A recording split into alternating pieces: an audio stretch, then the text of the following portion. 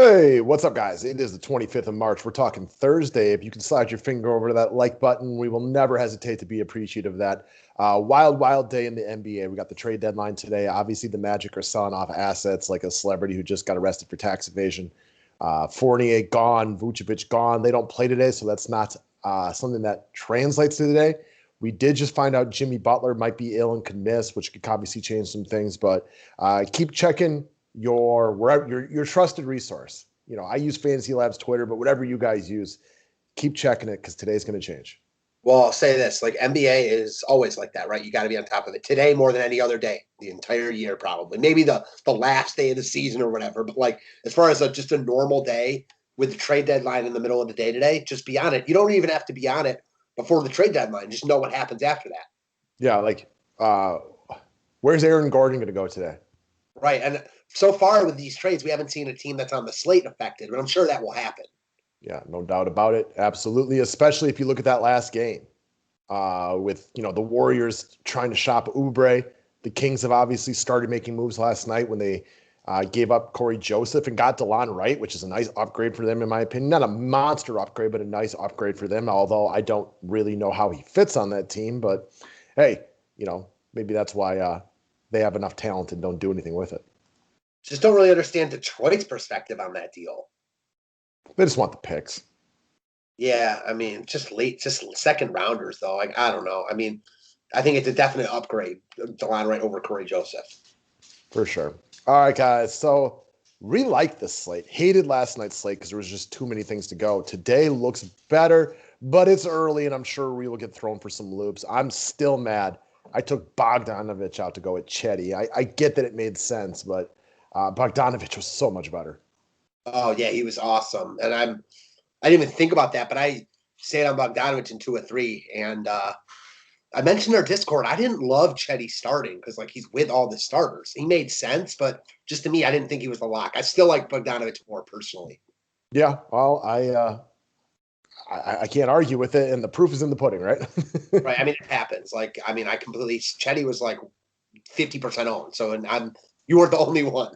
Yeah, absolutely. So it was just a weird night with so many good plays that ended up being bad. You know what I mean? We talk about you can make a bad play and it can end up being good, but there's a lot of good plays last night that were just terrible. No doubt about it. Today's show, it is Thursday, so it's brought to you by our good friends at Drafters. Promo code is DFS 5-pack. I don't care whether you're a user or not. We just want you all to come draft with us. It is one of the easier places to get some skin in the game right now for NBA DFS without having to be a slave to your tablet, phone, or computer the rest of the night. You're not stuck playing like scrubby players. Like you didn't have to look at Bruce Brown last night if you played on Drafters. You could just play some of the better end players. Doesn't mean like a Gordon Hayward wasn't a bust, but it's an easier way to keep playing NBA DFS right now without having to be so glued to your tablet, phone, or computer. For sure. I mean, what a pathetic performance by the Nets yesterday.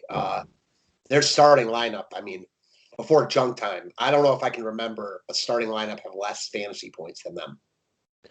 No, they were terrible. And, when we were talking about this in the sports betting video, like I said, if Harden gets ruled in, I have some interest, at the Nets at plus 400 or wherever they are. But if he's out, like I expect them to lose by 30. Yeah, I never thought that, like, Chris Chiozo was going to be a big difference for me. But, like, I didn't use him. I used Tyler Johnson, which I thought was an easy play. And, man, those guys just sucked. Jimmy Butler's twin was the real answer right there, right? Yeah, he wasn't in the player pool, but he was amazing. Oh, I didn't even realize. Like I was never really looking at playing Alizé, but I didn't even realize he wasn't on the slate. Yeah, he wasn't on the slate. He was still like listed as a member of the Raptors. What you gonna do? What you gonna do, guys? All right, today's promotion, same as yesterday. Monthly customers, be a new monthly customer today. Get a $20 rebate. MLB is a week away. This will get you all set up and ready to rock. You get a very cheap first month. You get both sports as a monthly customer. So NBA, which we'll continue to cover, and baseball, which is your favorite, less than a week away. Congratulations on the big LOL win last night, getting you a nice bankroll to start your baseball season with. Needed it, bro. Needed it. So, yeah, real happy about that. Was getting a little tight over here, happy for baseball coming, but like, damn, I need a nice win to juicing up the bankroll, and it happened. Excited to just keep crushing. Yeah, nice 5-digit win last night. So congrats to you. Day passes are up, guys. $5. Come and get them. Subscribe if you're new to the station. So let's start with the cash game play and let's take a look at Jordan Poole, the Golden State Warriors. So as we mentioned, I know you and I talked through the tailbone injury of Steph Curry when it first happened, and not 100% sure like how bad it was going to be, but it was bad. He's You're out for a definitely while. right about that than I was. Well, if for anybody who's ever injured their tailbone, it hurts. It is a sensitive area of your body. So I'm sure he could give it a go if it was like a playoff game, but they're probably trying to get him right and hoping they can slide into the playoffs and that he's actually viable. So your boy Jordan Poole is playing well right now. Crush spot against the Kings. He's 6,100, which seems like a lot, but there's also a really good opportunity. Kelly Oubre's on the move today, and he is like their second best offensive player today. Yeah, I mean, this kid's got good offensive game. He was their first round pick last year, I'm pretty sure. Out of Michigan, was good in college. Like, he's got game. He's not like some scrub that's just playing well. I mean, I don't think he's going to be a superstar at the NBA level. He's small, but he's got offensive game. He can shoot it. You see his game log. Like, he's playing well right now. He's played well for a while. There is a little bit of sticker shock here, but still, like, in this spot, like, insert guard against Sacramento here, and especially like if Oubre's traded. I mean, I think he just looks like a solid plug and play option in all formats. Only thing I'm going to correct you on is insert guard, forward, or center against the Kings. Yes, I should have just said insert player against the Kings here. Yeah, exactly. We saw like last night, the Hawks and Kings played a good game. A lot of good DFS points to be had in that game. This one's the same. This is easily our favorite game on the slate from a DFS perspective. It's not really even close. Yes, you can look at some Knicks guys. We'll bring them up. You might have, some Heat guys against Portland, and if Butler's out, that changes a lot. I mean, it changes a lot. But as it stands right now, at whatever it is, 11:09 Central Standard Time, Jordan Poole's a guy getting a lot of love and makes a lot of sense. For sure, no doubt about it. Now, he is literally almost exactly the same price, same position, same game as a guy that we brought up yesterday, made the cover. Halliburton for us yesterday, we had talked about him being bad chalk for like the last week. He's just a young player who needed to get his confidence back. It's back. You saw it, back-to-back good games. And if you're looking for one more reason, right after the game ended last night, they sent Corey Joseph packing. So they only have two guards now as opposed to running a little bit of a three-headed monster. Talked about Jordan Poole and like he's got game. I mean, Halliburton's got more game. This kid's a stud. He's dynamic. He's still really affordable at 6K. Just as good, if not a better spot than he was in last night. You're so right. We talked about him for a while as being kind of bad chalk for a week and a half there. He wasn't playing well. Well, now he is playing well, and the price hasn't increased. No Corey Joseph. Great spot. I mean, he might be the top lock for me on this slate. I like somebody else better from his team who is our next player to talk about, but I like them both. And I got a bullet point for the next one, and we'll just roll right on into it, which is De'Aaron Fox, the point guard for the Sacramento Kings today. So I'll go down to the fourth bullet point. I'm more than okay to double up with Fox and Halliburton. I love this game. Now, this could change if Butler's ruled out, and then you have to start looking at, the Tyler Heroes of the world and stuff like that. But as it stands right now, I like both guards from the Kings a ton. I am more than okay playing both of them. I expect Golden State and Sacramento to be a viable game. So we brought up Poole, Fox, and Halliburton. And that's kind of like why I hope Butler plays. So I don't even have to worry about those guards, and I can just run the guys that I really, really like. This is a Kings team that needs wins. Fox played awesome last night, and they got a price down today to only 8,700. No Corey Joseph. I don't really know what's not to like here. Yeah. So again, nothing not to like as far as I see. I mean, again, same spot as Halliburton, except he's even more needed. He's more established, the better player at this point. Price is a little bit higher than Halliburton's, but again, he's probably still too cheap here. $300 less than he was last night. I love just locking in Fox and Halliburton and calling it a day. Moving on to my 6 other spots. I'm more than good with that. And you're probably with me. I just hope Jimmy Butler plays, so I don't even have to consider Kendrick Nunn and Tyler Hero or anything like that. Yep. So, all right, man, let's keep moving along the line. Fox is for me, he just he works everywhere today. But there are other point guards in play. So guard is rich today. And I'm going to talk about Elfrid Payton. And I want everybody to go look at his game log. because it's very untypical of what we've seen out of Alfred Payton for the last, 5, 6, 7 years. Usually he's all over the place. Big games, bad games. You never really know what you're expecting, but he's quietly become very, very consistent. He played well the other day against the Wizards, who are almost always what we call a kill spot, crush spot, smash spot, you name it. But he didn't have to play in the fourth quarter. The Knicks played awesome. Julius Randle was out there looking like Klay Thompson, just knocking down threes. This game was over early, and Elf did not have to push it. I like it better if Derrick Rose is out too. Then he is just more needed. Quickly's been a little off recently, and if you can just take one body out of the mix, that gives Elf a better opportunity to hit more GPP upside in this spot. We expect the Wizards to play better offensively today in this game to be more competitive, which gives you the opportunity for the fourth quarter. And we know the upside's in there. He's had a few games like this year, but I've actually been kind of turned on by his just consistency, 20 plus in every game recent memory. Yeah, I mean, he's just playing more consistent than kind of you think of when you think of Elf. Great spot against the Wizards. Definitely want exposure to the Knicks here. Again, like you mentioned, like it better if Rose is out, but don't expect Rose to play big minutes anyways. And at this price point, he's a cog in the machine, man. That's what he is. All right, next up, we got another New York Knickerbocker to talk about, and that is cover boy for the day, Mitchell Robinson. And I think there's quite a bit to like right here. We talked this one out for a while on members only.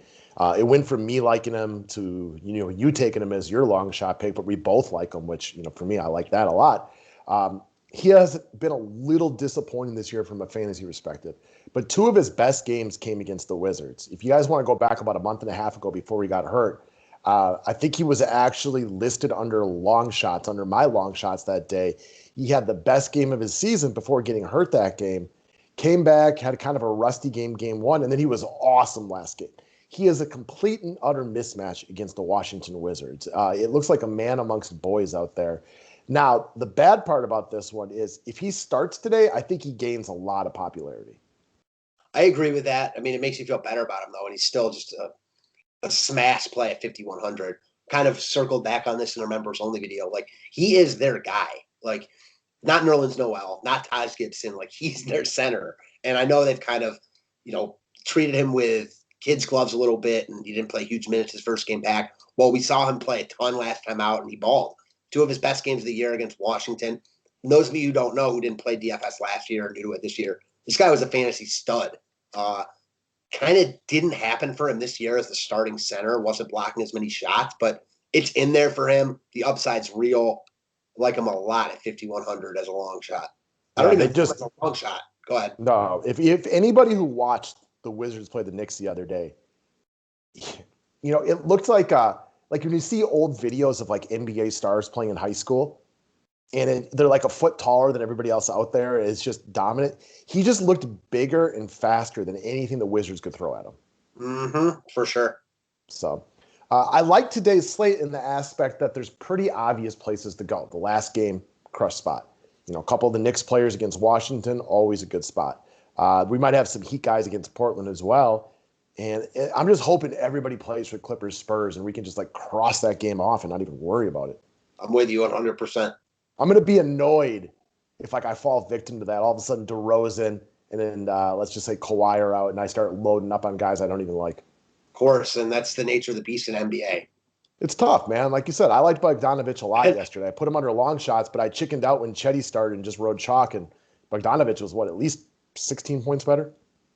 Yeah, man, that's what I love about baseball coming up. Like, the guys are who they are. The only thing that changes is, like, the pitcher they're going against. Like, so, like, I don't know. I can't wait for that. I'm getting real excited. I was, finally I saw what you were talking about, how they have the slate for the opening day, and they have all the contests, and it's exciting looking at it, and it is a buzzkill when you can't click the contest and look at the players. I know we were all set to get. That's 100% my bad for both you and people listening, because I mentioned, and then I went to start like dissecting it yesterday before we were going to make a video, and I'm like, dude, you should have looked. Like, they don't have any of the prices up. I mean, maybe over the weekend. Yeah, I got to think sooner rather than later. Otherwise, like, they know that not that many people are going to reserve with NBA going on if they don't even have the lineups out. So, I mean, the player pool yet. Although, I guess part of it is like the longer they wait, the better, so they don't have any stupid mistakes. That's true. But like, why even put the contest out? I don't think like that's going to really get more people to join. Do you? People are not going to want their money tied up like that. I don't know.